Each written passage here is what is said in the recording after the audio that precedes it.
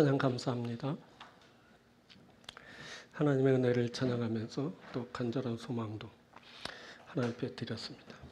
우리의 소망이 이루어지고 하나님의 은혜가 우리 가운데 더욱 풍성하게 임하게 될 줄 믿습니다.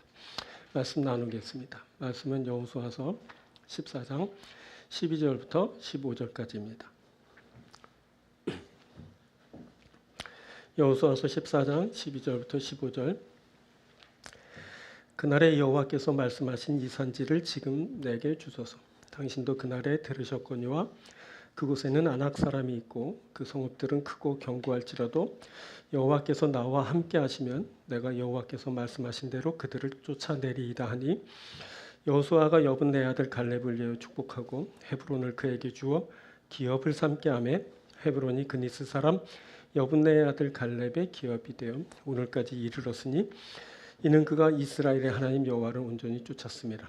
헤브론의 옛 이름은 기럇 아르바라. 아르바는 아낙 사람 가운데서 가장 큰 사람이었더라. 그리고 그 땅에 전쟁이 그쳤더라. 아멘. 봉독해드린 여호수아서 14장 12절부터 15절을 본문으로 이 산지를 내게 주소서 하는 제목으로 함께 말씀을 나누도록 하겠습니다. 그날의 갈렙이 여호와께서 말씀하신 이 산지를 지금 내게 주소서 하고 말하고 나섰습니다. 그때 갈렙은 자신이 요청한 그 산지를 얻게 됩니다. 그리고 그의 백성들이 그 약속의 땅을 기업으로 얻게 되었습니다. 뿐만 아니라 그 일을 통해 하나님의 꿈이 이루어지게 되었습니다. 이 산지를 얻는 것은 단순히 땅을 얻는 것이 아니었습니다. 그 일은 함께하는 백성들의 소원을 이루어주고 하나님의 꿈을 이루어 드리는 일이었습니다. 그 일을 갈렙이 했습니다. 그가 어떻게 이런 위대한 일을 할 수 있었을까요? 오늘 이것을 함께 살피려고 합니다.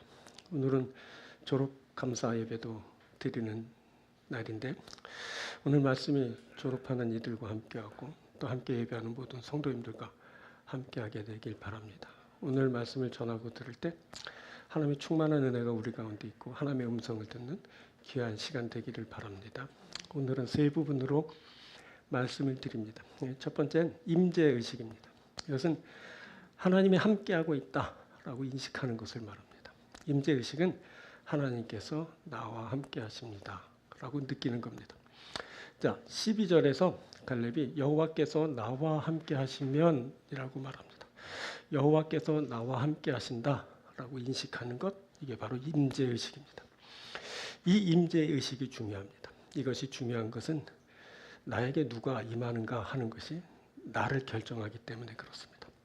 그때 하나님이 갈렙에게 임하셨습니다. 갈렙에게 하나님이 임하셨을 때 그가 결정되고 그가 힘있게 미래를 향해서 나아가게 됩니다. 자, 그의 말을 한번 봅니다. 14장 10절부터.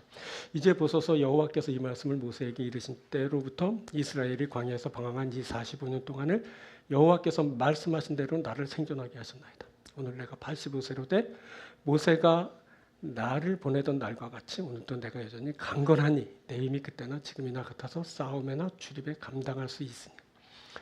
자, 갈렙이 여호수아에게 보십시오 라고 하면서 하는 말, 하나님이 모세에게 말씀하신 그때부터 지금까지 광야에서 방황한 45년 동안을 생존하게 하셨다라고 합니다. 또 그때 모세가 그를 보내던 날과 같이 오늘도 여전히 강건하다고, 그때나 지금이나 여전하여서 어디든 가고 누구와도 싸울 수 있다고 말하고 있습니다. 이것은 하나님의 임재 가운데 하나님이 함께 하실 때 할 수 있는 그런 말입니다. 그때 갈렙은 하나님이 임하실 때 하나님의 임재의식을 갖게 되었고, 이렇게 담대한 마음과 담대한 말을 할 수 있었던 겁니다. 이 임재가, 하나님의 임재가, 임재의식이 갈렙 그의 모든 것을 결정하게 되었습니다. 자, 과거에 이스라엘이 가나안을 정탐했을 때 12명 중 10명의 정탐이 아낙 자손들에게 압도되었습니다. 이들의 말을 들은 이스라엘은 밤새 통곡했습니다. 그런데 갈렙은 아낙 자손들과 싸우시는 하나님을 보았습니다. 그래서 그는 우리가 곧 올라가서 그 땅을 취하자, 능히 이기리라 라고 말할 수 있었습니다. 자, 하나님의 임재는 세상의 문제를 다르게 보게 합니다. 하나님의 임재가 있고 그에 대한 의식이 생성되면 그 큰 문제가 더 이상 문제되지 않게 됩니다. 사람의 용맹함, 그 똑똑함은 보다 더한 것 앞에 곧잘 그 한계를 드러내곤 합니다. 자, 육체의 강함을 막 자랑하다가도 더 센 놈이 나타나면 그 앞에 무릎을 꿇어야 합니다. 똑똑해서 자신의 머리를 과시하다가도 더 똑똑한 사람 앞에선 고개를 숙이게 됩니다. 자, 이런 현상은 하나님의 임재를 느끼지 못하는 가운데 더욱 두드러지게 나타나게 됩니다. 하나님의 임재를 느끼지 못하면 용감했던 자가 겁쟁이가 되고 똑똑함을 과시하던 자가 바보가 되기도 합니다. 그때 12명의 정탐꾼들은 모두 지도자급이었습니다. 이 사람들 각 지파에서 지휘관 된 자들이었습니다. 각 지파 중에서 지휘관 된 자 한 사람씩 보내라. 자, 이스라엘 자손에 수령된 사람들이었습니다. 그들은 다 이스라엘 자손에 수령된 사람이라. 모세가 각 지파 중에서 지휘관 한 사람씩 보내라라고 했고 그 이스라엘 자손 중에 수령된 사람들을 보냈습니다. 이 사람들 다 뭐냐? 지파의 리더들입니다. 지파의 리더 중에서도 선발된 그런 사람들이었습니다. 이것은 이들이 용맹함을 갖추고 그리고 지식을 갖추고 있었다라는 것을 말합니다. 특별히 이들은 지도자여서 리더십도 탁월한 사람들이었습니다. 그런데 이들이 가나안 땅과 그곳의 성읍들을 보고는 그것의 장대함에 그만 압도되고 말았습니다. 그들의 강함에 그만 주눅이 들고 말았습니다. 더 크고 더 센 놈들 앞에서 기가 죽고 주눅이 들고 만 겁니다. 그래서 이들이 뭐라고 했는지 들어보십시오. 민수기 13장 30절부터 이스라엘 자손 앞에서 그 정탐한 땅을 악평하여 이르되 우리가 두루 다니며 정탐한 땅은 그 거주민을 삼키는 땅이요 거기서 본 모든 백성은 신장이 장대한 자들이며 거기서 렙필림의 후손인 아낙 자손의 거인들을 보았나니 우리는 스스로 보기에도 메뚜기 같으니 그들이 보기에도 그와 같았을 것이라. 이들은 모두 크고 강대한 그 성읍과 그 사람들에게 그만 압도되고 말았습니다. 자신을 메뚜기로 말할 정도로 그때 이들이 심하게 위축됐습니다. 그 용맹했던 자들이 겁쟁이가 되고 똑똑함을 자랑하던 사람들이 멍청해졌습니다. 그때 리더십을 갖추고 백성을 인도해야 되는데 백성들을 절망에 빠뜨리게 했습니다. 이들은 모두 가나안의 장대함을 보는 순간 저들에게 그만 압도돼서 하나님 없음이 이제 그대로 이제 드러나게 되고 말았습니다. 이들이 할 수 있는 거라고 통곡하고 원망하는 것이 전부였습니다. 자, 하나님의 임재가 없으면 사람이 이렇게 됩니다. 자, 이사야서 6장 9절에서는 너희가 듣기는 들어도 깨닫지 못할 것이요 보기는 보아도 알지 못하리라 라고 하는데 하나님이 허락하시지 않으면 그 총명하던 자들이 깨닫지 못하고 알지 못하게 됩니다. 보고 있어도 못 보고 듣고 있어도 못 듣게 되는 겁니다. 이것은 하나님이 하시는 일입니다.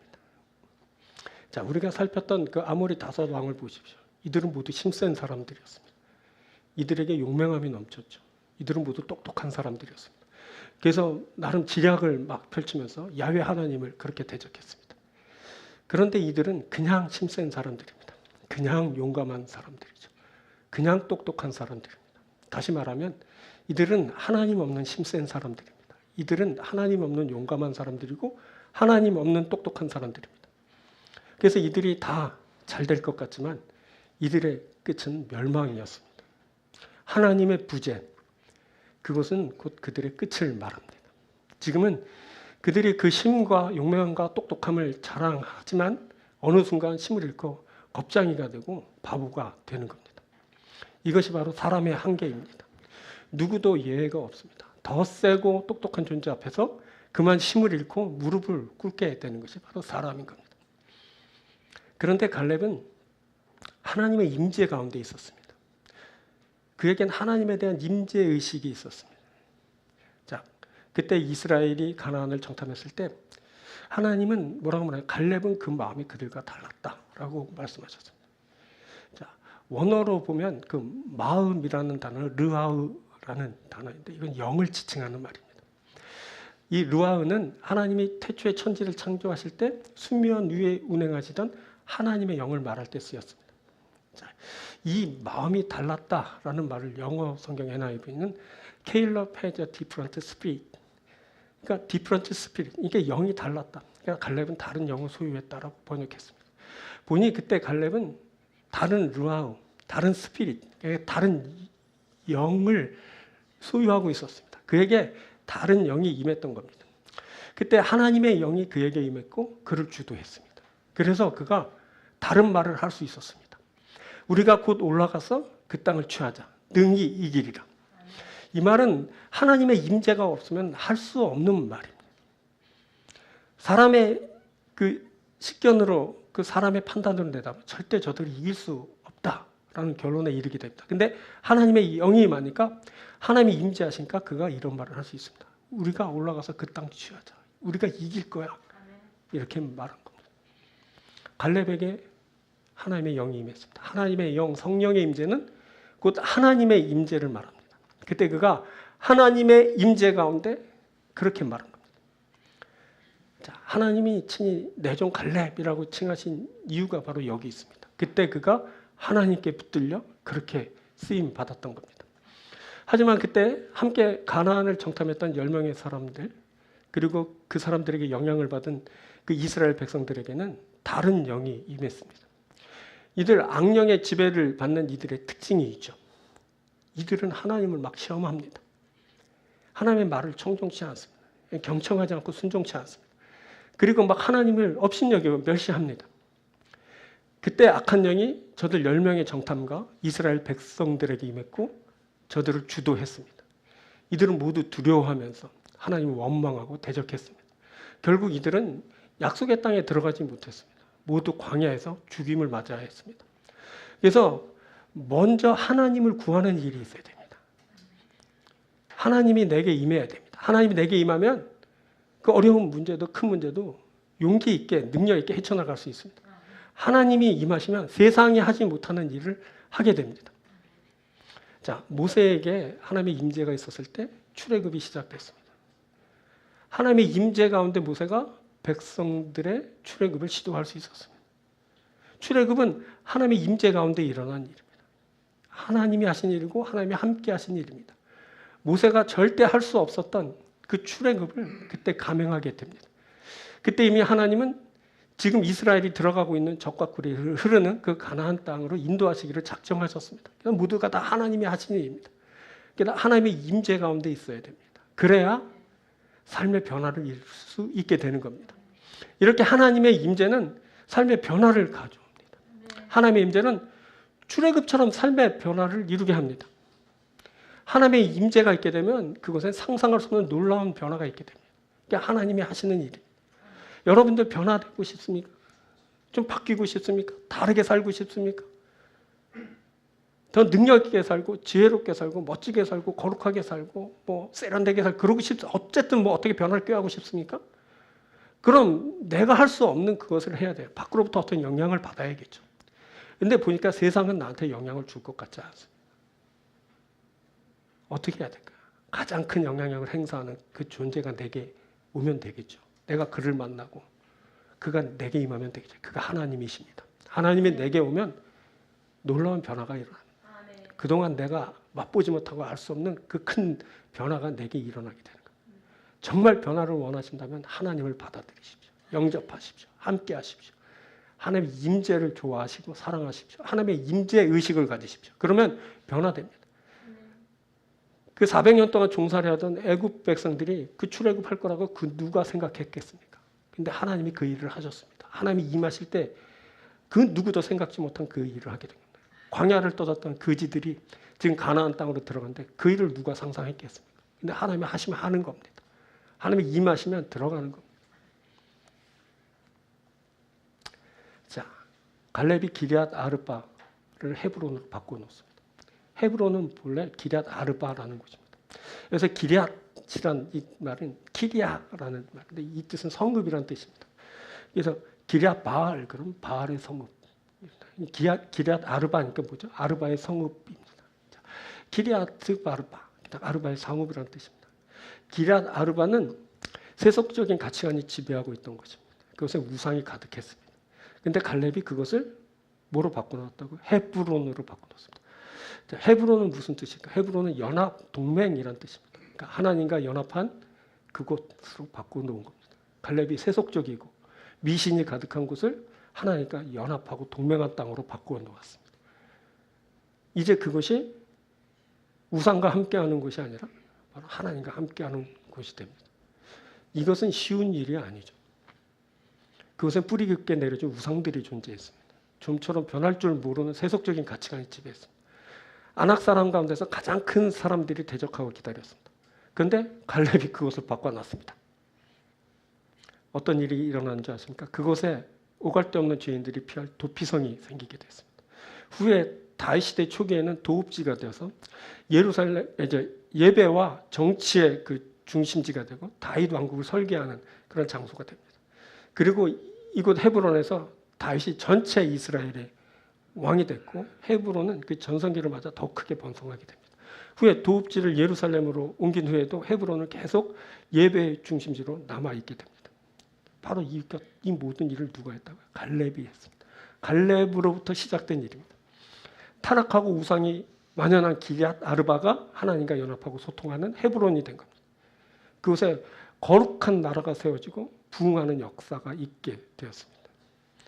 이렇게 하나님의 임재는 압도하는 세상을 압도하게 합니다. 강력한 힘을 바라는 그것을 압도하게 합니다.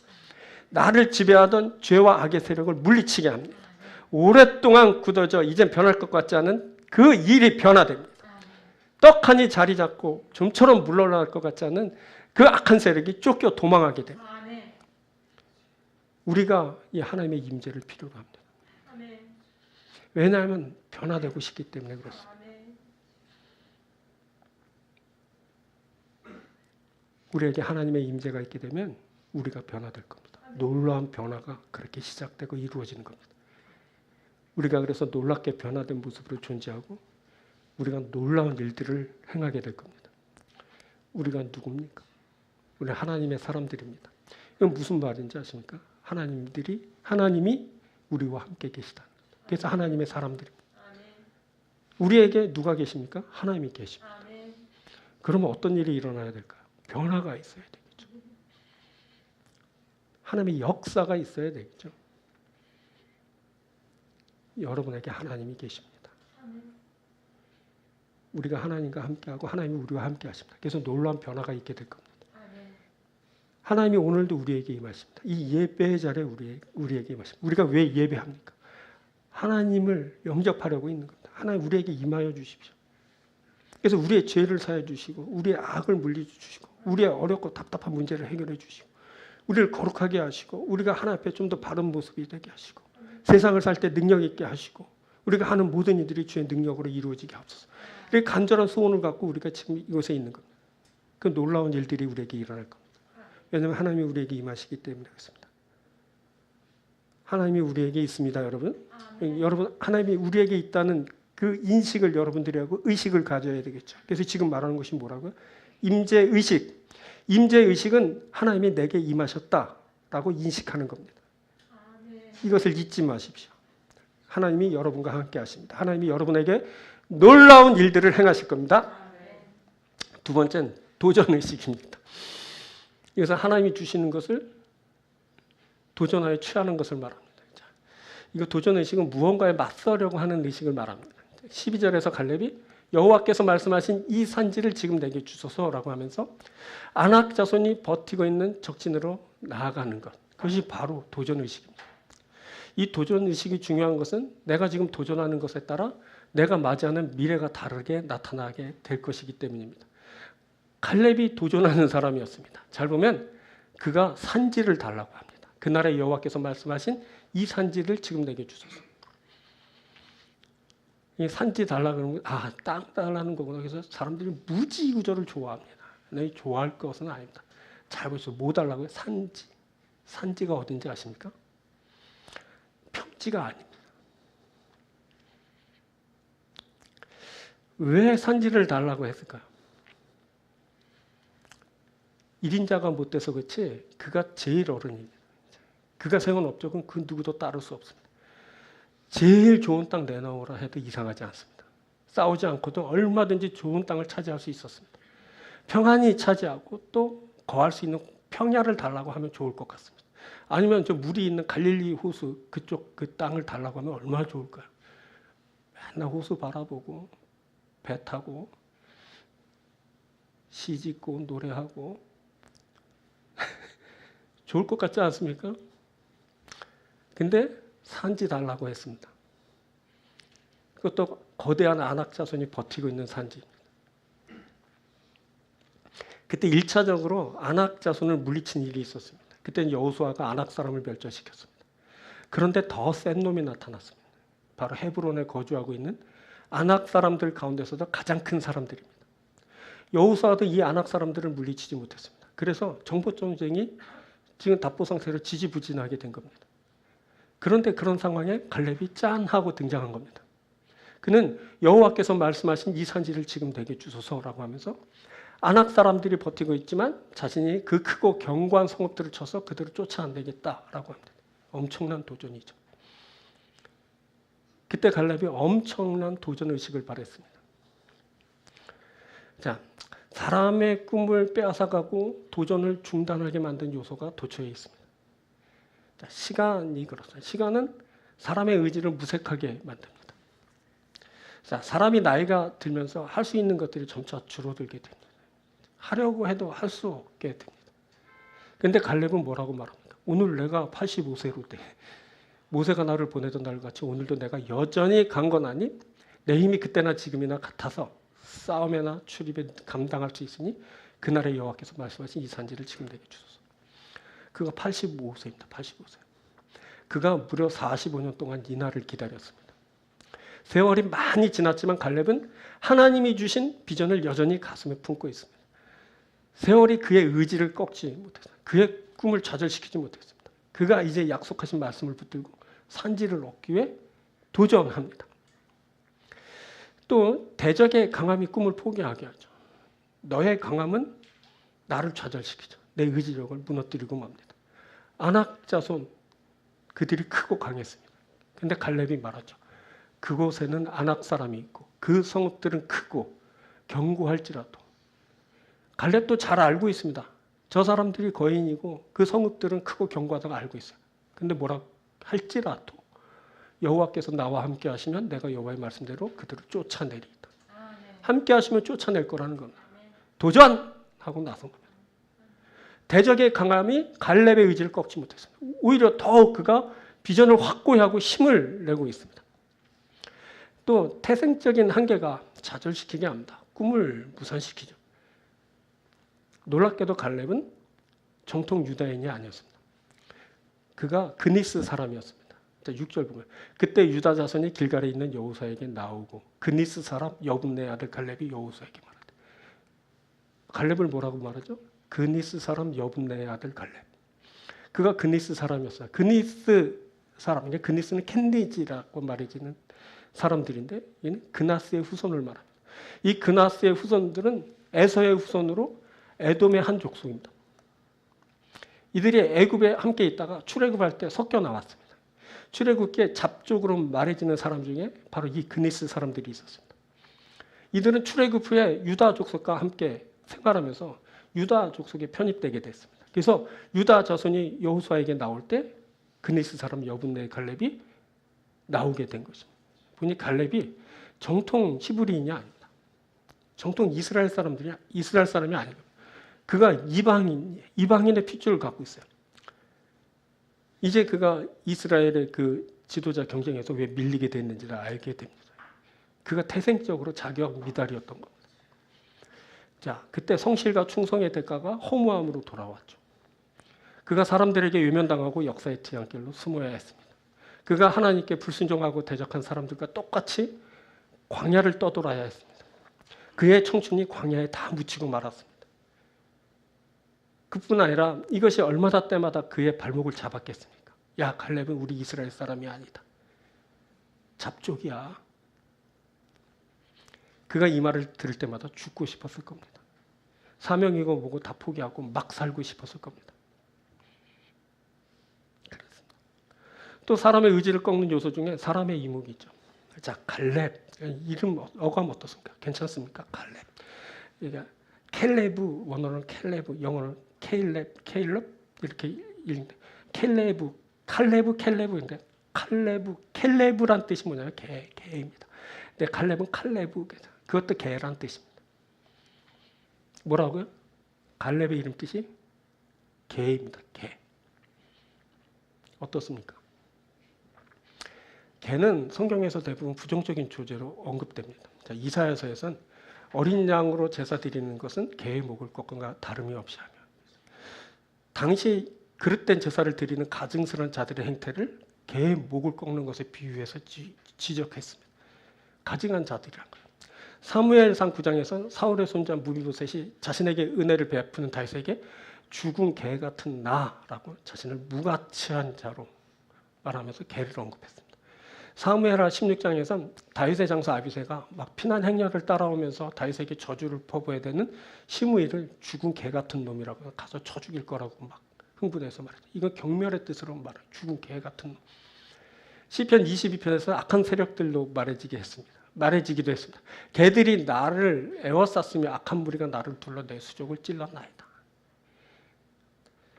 자, 내 생명을 칼에서 건지시며 내 유일한 것을 개의 세력에서 구하소서. 개들이 나를 에워쌌으니 개들의 세력에서 나를 구하소서. 여기서 개는 악한 세력, 악한 존재들입니다. 자, 잠언 26장에서는 미련한 자를 말할 때 개가 쓰였습니다. 26장 11절에서 개가 그 토한 것을 도로 먹는 것 같이 미련한 자는 그 미련한 것을 거듭 행하나이다. 그러니까 개처럼 미련하다라는 것입니다. 자, 잠언 24장 17절에 길로 지나다가 자기와 상관없는 다툼을 간섭하는 자는 개의 길을 잡는 것 같다. 막 가다가 싸움에 막 간섭하고 그러면 그 멀쩡한 개의 귀를 붙드는, 개의 귀 붙들어 보셨습니까? 미련하다는 겁니다. 자, 보세요. 이렇게 가증스럽고 무가치하며 경멸스럽고 악하고 미련한 것이 바로 개입니다. 개에 비유돼서 그렇게 쓰였습니다. 그런데 갈렙이 개입니다. 그의 이름 불릴 때마다 개가 말해줬습니다. 한번 생각해 보십시오. 야 개야, 야 갈렙, 그럼 야 개야 이렇게 부르는 겁니다. 얼마나 수치스러웠을까요? 얼마나 모멸감을 느꼈을까요? 자, 이렇게 갈렙은 시간적으로 또 강한 대적으로 인해 태생적인 핏줄 때문에 그리고 불리는 그 이름 때문에 때마다 그의 의지에 대해 심각한 그 도전을 받았을 겁니다. 그런데 그가 그렇게 어렵고 힘든 상황에 굴하지 않고 계속 도전하고 있습니다. 도전하고 있습니다. 시간적으로 불리한 상황에도 굴하지 않고 도전했습니다. 나이가 그에게 문제가 되지 않았습니다. 그가 하나님이 자신을 부르실 때를 기다리면서 자신을 단련했습니다. 그래서 그에게 나이가 숫자에 불과했습니다. 그냥 말만 숫자에 불과한 게 아니라 갈렙에게는 진짜 나이가 숫자에 불과했습니다. 그가 85세인데 노인네가 그 강한 대적 거인 헤브론 그 안악 자손을 상대합니다. 자, 그 강한 대적과 맞닥뜨려도 주저하지 않고 도전하고 있습니다. 안악 자손은 두려운 존재입니다. 여호수아도 그들을 상대하지 못했습니다.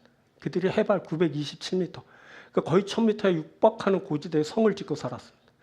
그들이 거인들입니다. 혹자는 그들의 키가 2m가 넘었다고 이렇게 주장합니다. 그런데 그런 헤브론에 그렇게 거대한 그 안악 자손에게 갈렙이 지금 도전합니다. 자, 갈렙은 또 태생적으로 불리해도 포기하지 않았죠. 그가 이방인 출신입니다. 그가 잡족으로 취급받았어요. 하지만 그는 야훼 하나님의 임재의식을 가졌죠. 말씀과 함께했죠. 하나님이 임하였고 말씀이 그를 인도했어요. 그에겐 이방인 그 잡족 이런 것보다 하나님이 자신을 어떻게 보시는가 하는 것이 중요했어요. 그래서 그는 포기하지 않았어요. 하나님만 바라보고 하나님이 주시는 사명으로 나아갔어요. 자, 개라고 불려도 힘을 내서 도전했어요. 아무리 그래도 개가 뭡니까? 어떻게 자식 이름을 개라고 지었을까요? 근데 그렇게 개라고 불려도, 개라고 취급받아도 그는 도전을 멈추지 않았죠. 오히려 개처럼 정말 충성을 다했습니다. 그래서 개를 의미하는 그 칼레브라는 말의 의미를 바꿔놨어요. 이 말이 주인에게 충성을 다하고 헌신을 마다하지 않는 그런 의미가 되었어요. 이 개라는 그 캘레브란 말이 지혜롭고 민첩하다는 그 의미가 됐어요. 그래서 그런 유다의 개가 그가 된 거야. 진짜 개처럼 된 거야. 이것이 뭔지 아십니까? 이것이 도전의식. 이것이 누구에게 있었나요? 갈렙에게. 이 말이 적당치 않은데요. 갈렙에게만 있었죠. 남다른 도전의식이죠. 이 남다른 갈렙에게만 있는 도전의식이 그를 그답게 했습니다. 자, 그가 지파의 지휘관이 됩니다. 아까 봤지만 그때 지파별로 한 사람씩 이제 차출했는데 갈렙이 그들 중 한 명을 포함됐어요. 누구라고요? 지휘관을 뽑으라는데 갈렙이 뽑혔어요. 그가 이스라엘의 수령이 됩니다. 자, 그때 뽑힌 지휘관들은 모두 이스라엘 자손의 수령급의 사람들이었어요. 이 수령, 북한 뭐 누구를 수령님 그러던데 수령이란 말이 뭔지 아십니까? 머리란 말이에요. 머리. 로시라는 단어인데 머리. 그 앞에 우두를 붙여서 우두머리. 이게 바로 수령이라는 뜻이에요. 그가 유다 지파의 우두머리예요. 우두머리.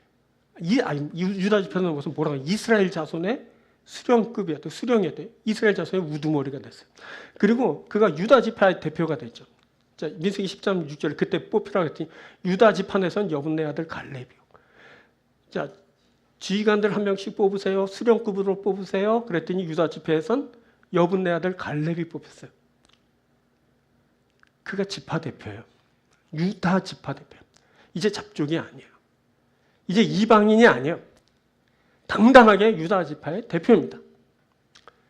그건 뭘 하는지 아십니까? 정통 유다인들이 하지 못한 일을 합니다. 정통 히브리인들이 이스라엘 사람들이 하지 못한 일을 그가 감당합니다. 그가 이스라엘을 강하게 하는 사람이 됩니다. 그 민족의 절망을 희망으로 바꾸어 놨습니다. 그에겐 나이가 걸림돌이 되지 않았습니다. 85세인데 여전히 강하고 용감합니다. 내 나이가 어때서 하고 힘을 냅니다. 강한 대적이 그를 무릎 꿇리지 못했습니다. 대적이 강할수록 막 도전의식이 더 솟구쳐납니다. 그가 이렇게 생각해. 쉬우면 재미없어. 강해야 할 만나. 여러분들 점점점 내가 세지면서 막 내가 약했을 때 상대한 그 대적들 그들을 쳐다보기나 해요. 재미없어요. 너무 쉽거든요. 뭐든지 그런 거예요. 취미도 그렇고 내 하는 그 사역도 그렇고 사회생활도 그렇고 쉬우면 재미없는 거야. 여러분들이 왜 삶에 재미가 없는지 아세요? 맨날 약한 것만 상대해서 그래요. 맨날 이긴 거 또 이기니까 재미없죠. 도전해야지 재미죠. 갈렙이 그런 사람이었어요. 막 도전하니까 힘이 솟구쳐 나왔어요. 태생적 핏줄이 그의 도전의식을 꺾지 못했어요. 사람의 혈통이 그를 올가매지 못했어요. 잡족이라고? 아니, 난 유다 지파 대표다. 그에겐 사람이 나를 어떻게 부르는가가 중요하지 않았어요. 야, 개야 할 때마다 주눅 들고 포기한 것이 아니라 오히려 개처럼 죽도록 충성하고 진취적으로 도전했어요. 그가 누구라요? 갈렙이야. 도전의식이 충만한 갈렙입니다. 그가 도전의식으로 하나님이 주시는 산지를 얻습니다. 그 땅이 놀랍게 축복의 땅이 되죠. 그가 축복을 받은 사람입니다. 여러분, 우리에게 이거 필요합니다. 우리가 바로 도전의식 가져야 됩니다. 그래서 우리가 세상에 맞서서 끊임없이 도전해야 합니다. 우리가 도전할 때 그때만 우리에게 변화가 있습니다. 우리가 향상되고 수준 높아지는 겁니다. 맨날 우리가 왜 그렇고 그런지 아십니까? 도전 안 해서 그런 겁니다. 맨날 똑같은 일만 하잖아요. 아침밥 먹고 점심밥 먹고 저녁밥 먹고 좀 쉬다가 자고 일하다가 자고 삶에 뭐가 변해요? 도전이 없어서 그래요. 거룩한 일에 여러분 도전하시기 바랍니다. 우리에게 변화가 있게 될 거예요. 하나님이 우리에게 임하시면 계속 나아가게 하는 겁니다. 네. 도전하게 하고 놀라운 세계로 우리를 인도하시고 축복하십니다. 우리가 갈렙처럼 도전하고 그것을 얻게 될 겁니다. 여러분의 삶에 놀라운 축복이 있게 되길 바랍니다. 자, 세 번째, 완수의식입니다. 제가 지금 의식이란 말을 계속 뒤에 갖다 붙이는데 말이 다 이상해요. 임재의식, 이 말도 이상하고 도전의식은 좀 들어봐서 괜찮아요. 근데 완수의식이란 말 들어봤어요?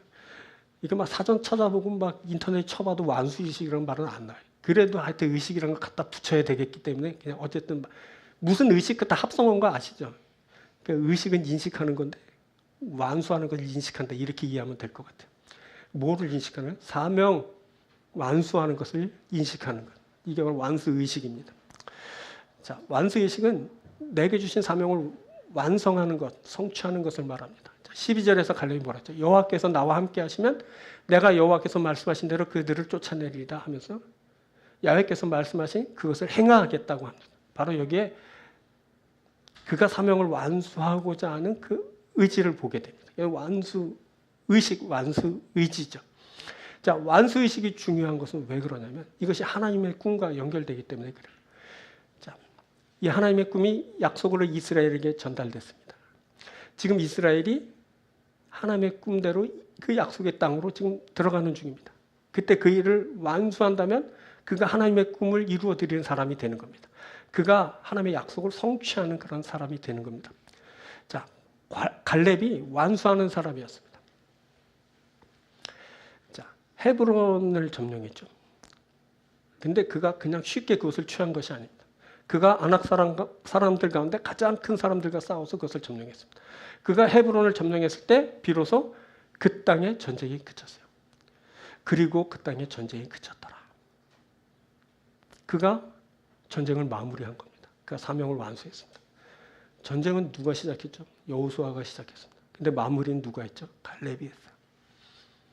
그리고 그 땅에 전쟁이 그쳤더라. 갈렙이 전쟁을 그치게 한 겁니다.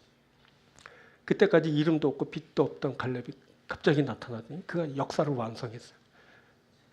그래서 갈렙 그가 하나님 앞에 영광이 됐죠. 완수 의식이 강한 사람은 마무리를 하는 사람을 말합니다. 마무리 그러잖아요. 그거 하는 거야.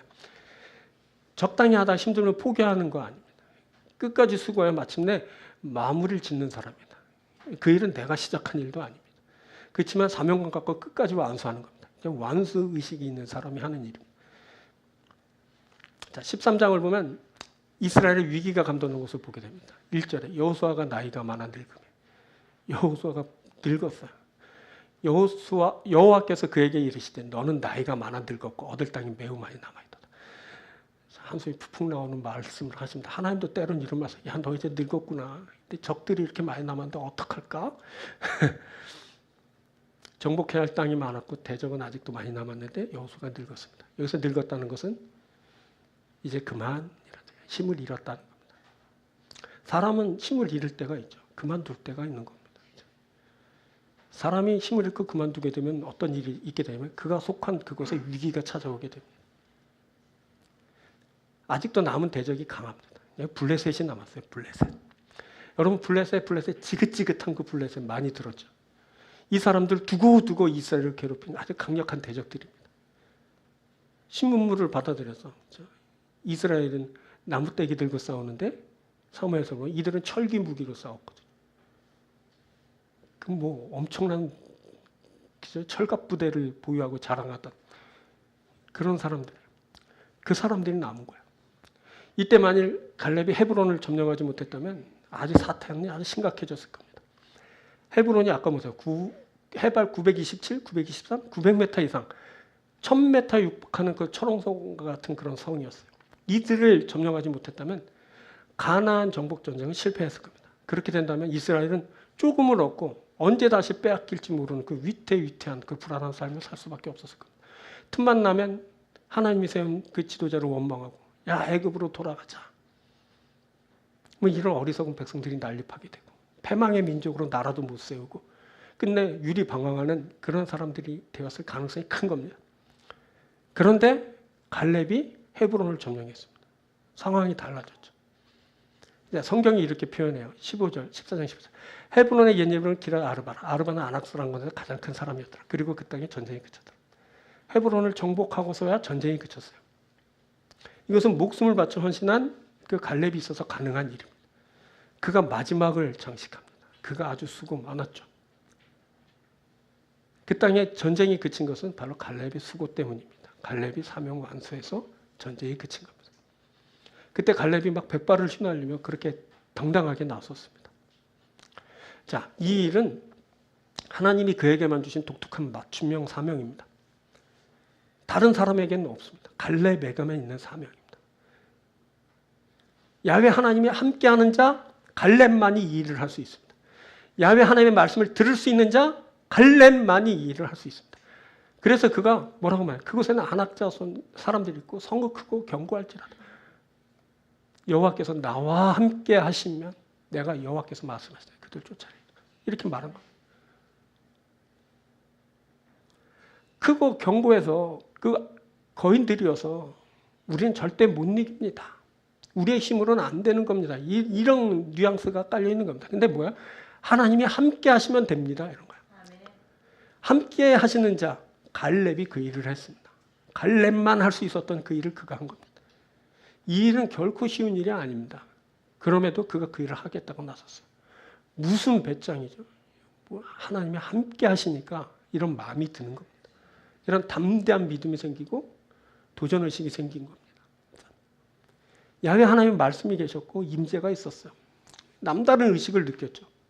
완수하겠다고 하는 의지가 생겼어요. 완수의식이죠. 자, 갈렙 그가 젊은 시절 정탐할 때부터 지금 이제 나이가 많이 든 지금까지 이 일을 위해 힘을 빌렸어요. 하루아침에 이런 게 생긴 게 아닙니다. 오늘 막 도전하라 그러고 막 변화를 맞으라니까 여러분들 야 목사님이 설교 중에 말했잖아요.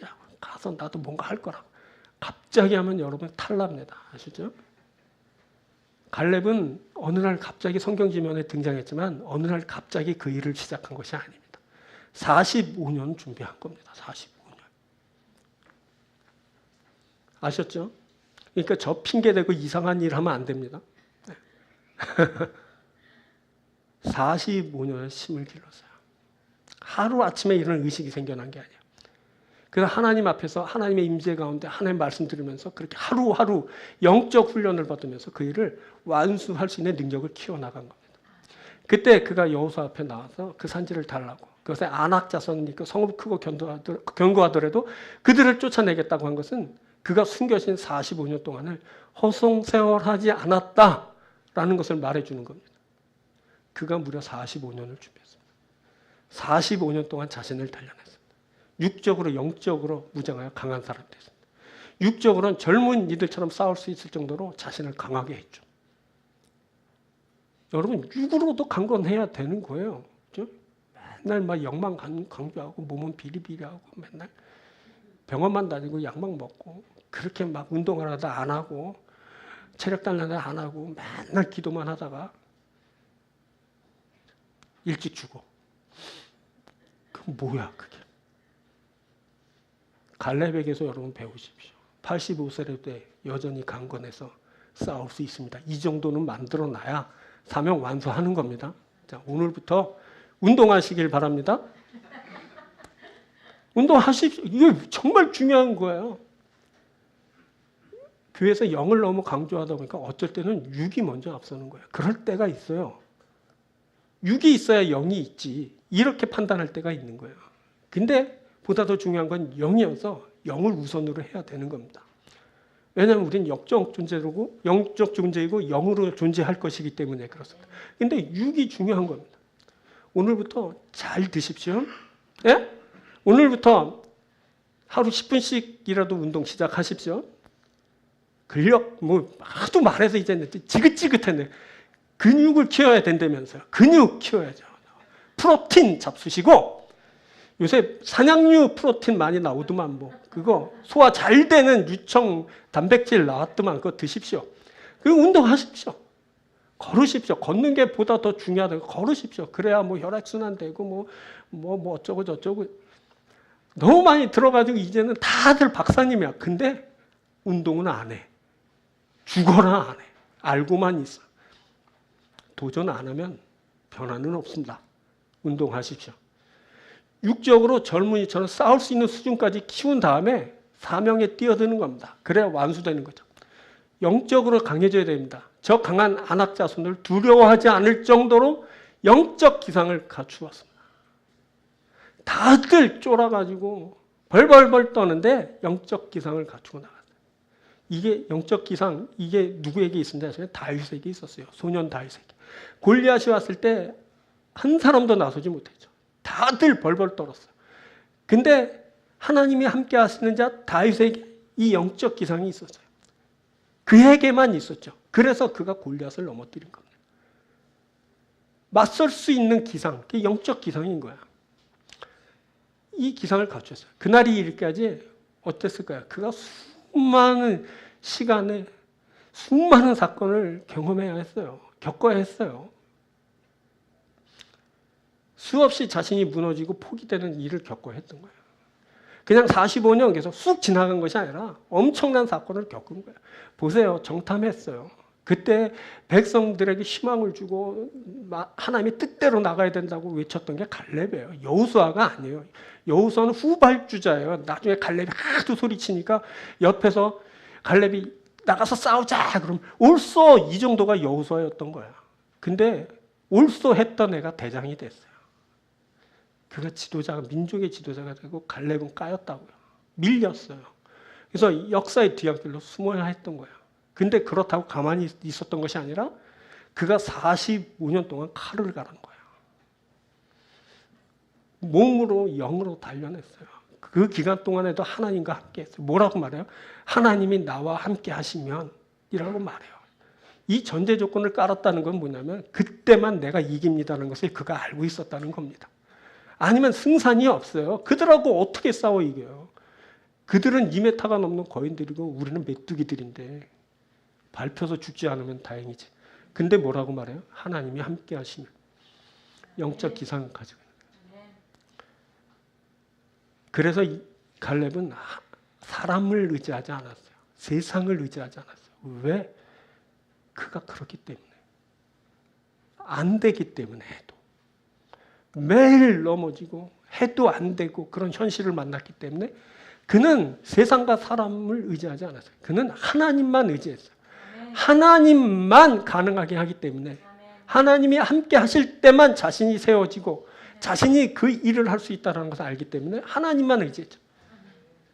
하나님만 바라보고 하나님을 의지하는 사람 갈렙이죠. 갈렙. 그래서 그가 그 일을 한 거예요. 그에게 하나님의 임재가 있었죠. 하나님의 말씀을 듣고 하나님의 말씀을 붙들었어요. 이 말씀 붙들고 그가 얼마나 기도했겠어요. 수없이 기도하고 기도하고 또 기도하고 그러다가 그가 마침내 하나님 앞에 부르심을 입었어요. 그가 당당하고 힘있게 말하죠. 그곳엔 아낙 사람이 성읍들은 크고 견고할지라도 여호와께서 나와 함께 하시면 내가 여호와께서 말씀하신 대로 그들을 쫓아내리이다. 그가 이렇게 말할 수 있었던 것, 그건 그가 야훼 하나님을 온전히 쫓았기 때문이죠. 그렇죠? 뭐라고 말하냐면 저 볼까요? 14장 14절 헤브론이 그니스 사람 여분네 아들 갈렙의 기업이 되어 오늘까지 이뤘으니 그가 이스라엘의 하나님 여호와를 온전히 쫓았습니다. 뭐라고 하죠? 그가 하나님 여호와를 온전히 쫓았습니다. 그가 하나님 야훼를 쫓았어요. 이 쫓았다라는 말은 야르라는 단어예요. 이 말이 뭔지 무슨 뜻이에요? 뒤에라는 뜻이에요. 다음에라는 뜻이에요. 그의 포지션이 어디냐면 하나님 뒤였어요. 이 말은 그가 하나님보다 앞서지 않았단 말이에요. 그가 늘 하나님 뒤에 있었어요. 이것은 그의 앞에 누가 계시다는 말이죠. 야훼 하나님께서 계셨다. 앞에 계신 하나님이 그보다 앞서가시고 행하셨다는 거예요. 다만 그는 앞서가시는 하나님 뒤에서 하나님을 쫓았습니다. 그가 하나님을 쫓을 때 어떻게 쫓았다? 온전히 쫓았다. 이게 지난주에 나눈 단어죠. 온전히 따르다, 말레라다. 이게 뭐냐? 가득 채우다라는 말이에요. 꽉 찼다라는 거예요. 그러니까 조금도 빼놓지 않은 그 온전함을 말하는 거예요. 그거 그렇게 따랐어요. 조금 덜어내지 않았어요. 조금 챙기지 않았어요. 조금 옆으로 가지 않고 온전하게 따랐어요. 갈렙이 하나님을 따를 때 이 조금도 빼놓지 않는 온전함으로 따랐어요. 이 온전히 따른 것은 과거에서부터 지속된 일이에요. 45년 전 가데스바나에서 가나안을 정탐했을 때 그때도 하나님은 갈렙에게 그가 나를 온전히 따랐다라고 말씀하셨죠. 자, 계속 살피는 말씀 때 민수기 14장 24절. 그러나 내 종 갈렙은 그 마음이 그들과 달라서 나를 온전히 따랐었죠. 어떻게? 온전히 따랐다 그랬죠. 온전히 나보다 앞섰은지 이렇게 않고 온전히 나를 따랐은지. 그래서 그가 가나안에 들어올 수 있었던 거예요. 그가 가나안에 들어온 것은 그의 힘으로 들어온 것이 아니에요. 앞서가신 하나님 따라온 거예요.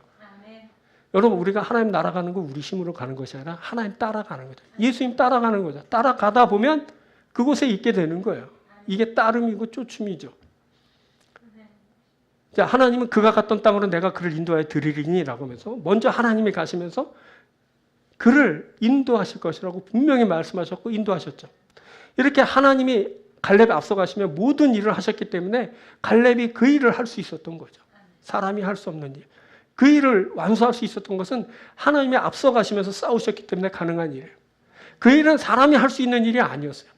더군다나 나이 많이 든 그 노인네가 그 싸워서 성취해낼 만한 일이 아니었습니다. 그런데 그 일을 했죠.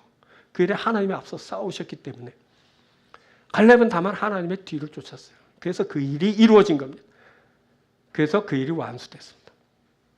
그래서 마침내 아낙 자손을 쫓아내고 헤브론을 얻게 됩니다. 그렇게 그가 사명을 완수했을 때 그 땅에 피를 흘리는 전쟁이 그치고 평화가 찾아왔죠. 그렇게 전쟁이 끝났습니다. 그때 하나님께 받은 사명을 완수했습니다. 완수에 따른 축복이 임하죠. 그 자손들이 뭐라 했어요? 땅을 차지할 거라 그랬잖아요. 땅을 차지하죠. 그 딸 악사가 시집갈 때 아버지에게 구해서 땅과 샘을 얻죠. 그리고 이어서 여호수아 15장부터 보면 15장에 보면 유다 자손이 얻게 된 땅 그 기업이 쭉 말해지는데 20절부터 62절까지 그렇게 말해죠. 유다 자손의 지파가 그들의 가족대로 받은 기업은 이러하니라. 그러면서 쭉 이어지는데 다 읽지 못해요. 너무너무 많아서. 엄청난 기업을 받아요. 유다 자손이 기업을 받는데 누구 때문에 이걸 받은 줄 아십니까? 이방인 갈렙 때문에. 케일 때문에. 그들이 받은 거예요. 이방인 에돔 족속 그니스 사람이 하나님의 일을 완수하면서 유다 족속이 덤으로 땅을 기업으로 받았어요.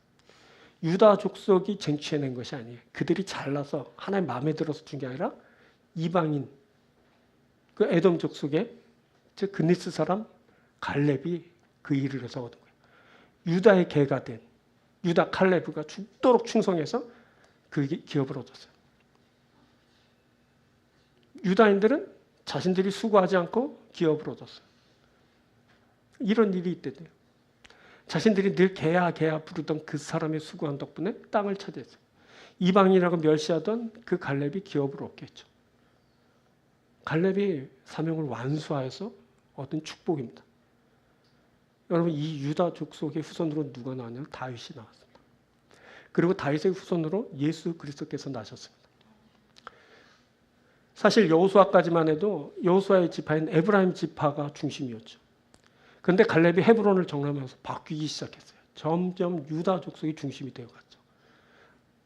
갈렙이 사명 완수하면서 일어난 일이죠. 그의 자손들이 축복을 받은 겁니다.